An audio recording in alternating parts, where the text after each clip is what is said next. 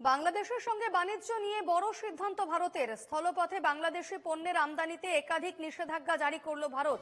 বাংলাদেশ এখন থেকে রেডিমেড পোশাক ও প্রক্রিয়াজাত খাদ্য ও পানীয় রপ্তানির জন্য ভারতের উত্তর পূর্বের রাজ্যগুলির কোনো স্থলবন্দর ব্যবহার করতে পারবে না। রেডিমেড পোশাক রপ্তানির ক্ষেত্রেও কেবল কলকাতা বন্দর ও মুম্বাই বন্দরই ব্যবহার করতে পারবে বাংলাদেশ।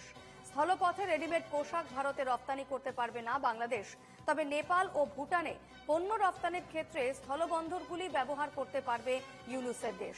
কিছুদিন আগেই ভারতের সেভেন সিস্টার্স নিয়ে মোহাম্মদ ইউনুসের মন্তব্যে বিস্তর বিতর্ক ছড়িয়েছিল।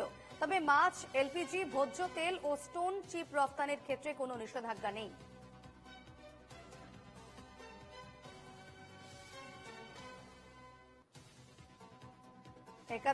একাধিক বাংলাদেশি পণ্যের জন্য ভারতীয় স্থলবন্দর বন্ধ। ভারতের কোনো ভারতীয় স্থলবন্দর দিয়ে আর পোশাক রপ্তানি নয়, কেবল কলকাতা ও মুম্বাই বন্দর দিয়েই পোশাক রপ্তানি করা যাবে। উত্তর পূর্বের সবকটি রাজ্যেই বাংলাদেশি পণ্য রপ্তানি বন্ধ ভারতের।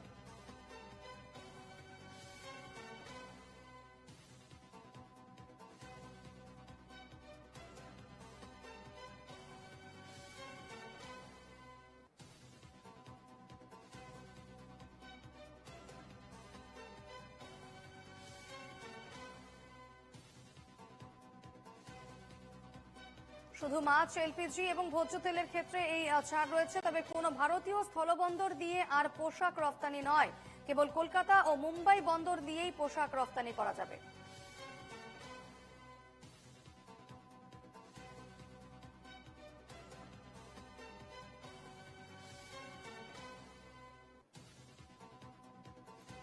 রেডিমেড পোশাক ছাড়া প্রক্রিয়াজাত খাদ্য পানীয়ের উপর রয়েছে শুধু মাছ, এলপিজি, ভোজ্য তেল ও স্টোন চিপ রপ্তানিতে ছাড়।